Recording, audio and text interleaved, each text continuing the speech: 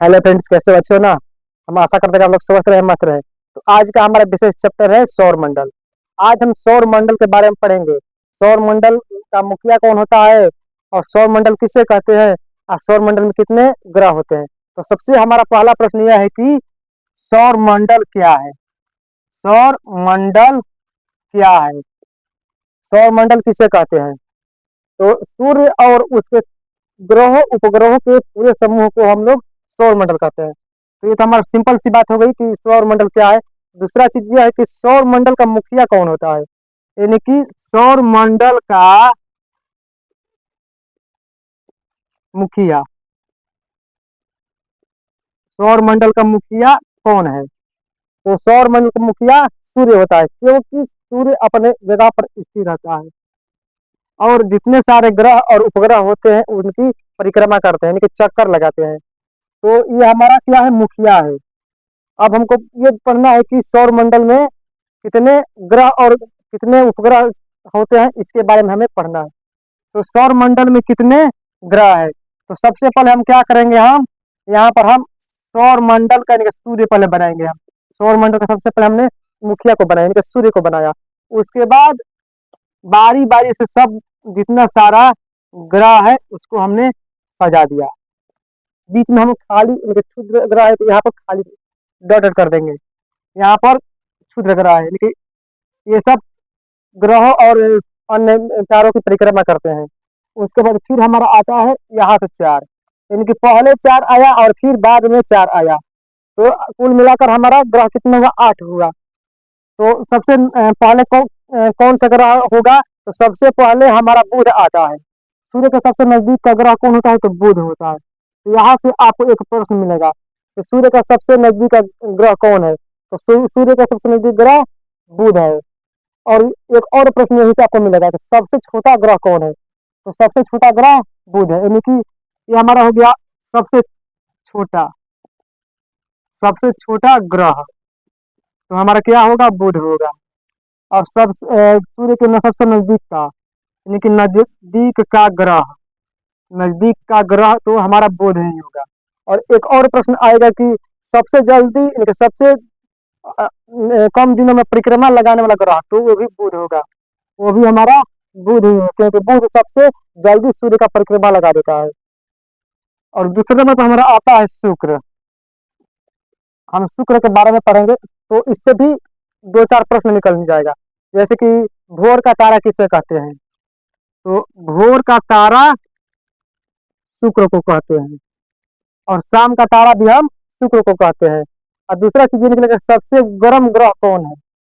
सबसे गर्म ग्रह, तो सबसे गर्म ग्रह हमारा शुक्र होता है, क्योंकि यह तो बुध से थोड़ा दूर है, लेकिन यहाँ पर कार्बन डाइऑक्साइड गैस ज्यादा पाया जाता है, जिसके कारण यह गर्म है। तो सबसे गर्म ग्रह शुक्र होता है।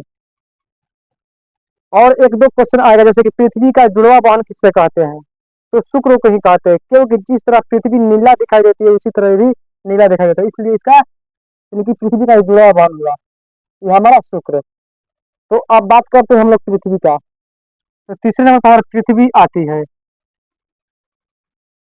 इससे भी एक दो सवाल आ जाएगा एग्जामों में, जैसे कि दे देगा कि किस ग्रह पर जीवन संभव है। किस ग्रह पर जीवन संभव है, तो हमारी पृथ्वी पर जीवन संभव है, क्योंकि यही एक ग्रह है कि यहाँ पर जीवन संभव है। अन्यथा अन्य किसी ग्रह पर जीवन संभव नामुमकिन है। और हमारे चौथे नंबर पर आता है मंगल।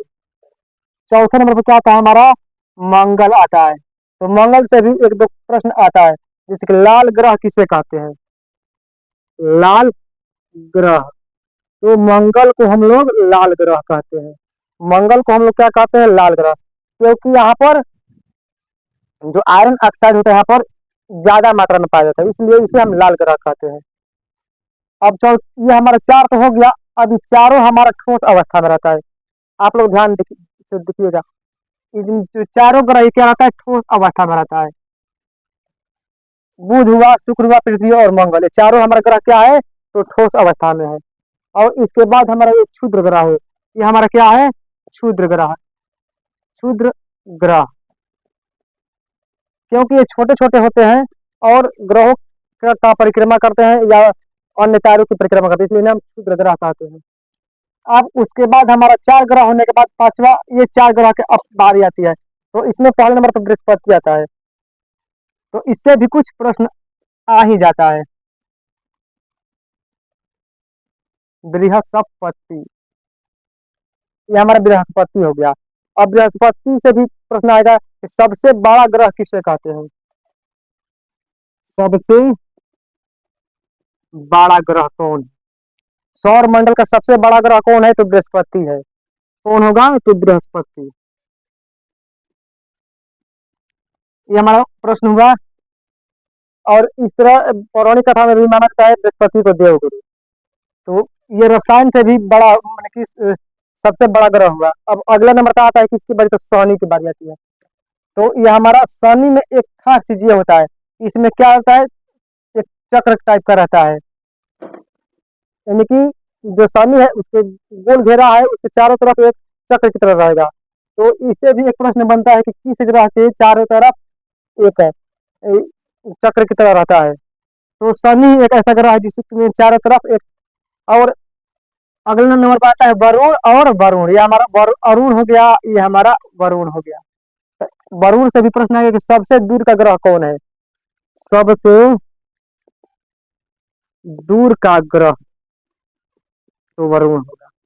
सबसे दूर का ग्रह कौन होगा? तो वरुण होगा। तो अब ये हमारे तो चारों तो ठोस अवस्था में थे, लेकिन ये हमारे चारों गैसीय अवस्था में रहेंगे, यानी कि इस यह ठोस रूप में नहीं है, ये हमारे चारों गैस अवस्था में है। तो सबसे सिंपल चीज हमें याद करना है कि कौन सा ग्रह कहाँ पर है। तो सबसे पहले हम क्या करेंगे, हम चार को लिख देंगे, बुध शुक्र पृथ्वी मंगल। चारों को हम क्या करेंगे, ठोस अवस्था बना देंगे, यानी कि चारों हमारे क्या ठोस होते हैं। और उसके बाद बीच में हम क्या करेंगे, हम डॉट कर देंगे, जिसे हम क्षुद्र ग्रह कहते हैं। और फिर चार को हम गोल बनाएंगे, उसमें हम क्या करेंगे, हम उसमें हम गैसीय मान लेंगे कि गैस है, पहले ठोस आएगा, उसके बाद दूसरे नंबर पर हमारा गैस आएगा। यानी कि पहले चार जो हमारा ठोस अवस्था में है और उसके बाद चार जो हमारा है गैसीय अवस्था में, उसमें बृहस्पति, शनि और अरुण वरुण इसमें शामिल होंगे। तो ये हमारा कुल मिलाकर 8 ग्रह होता है। और इन ग्रहों के उपग्रह भी होते हैं। जैसे कि हम यहाँ से आरंभ करेंगे कि बुध के कितने उपग्रह हैं, शुक्र के कितने उपग्रह हैं, पृथ्वी के कितने उपग्रह हैं, मंगल के कितने उपग्रह हैं, बृहस्पति के कितने उपग्रह हैं, शनि के कितने उपग्रह हैं। तो हम इसके बारे में अब हम अगले क्लास में चर्चा करेंगे। तब तक के लिए जय हिंद, धन्यवाद।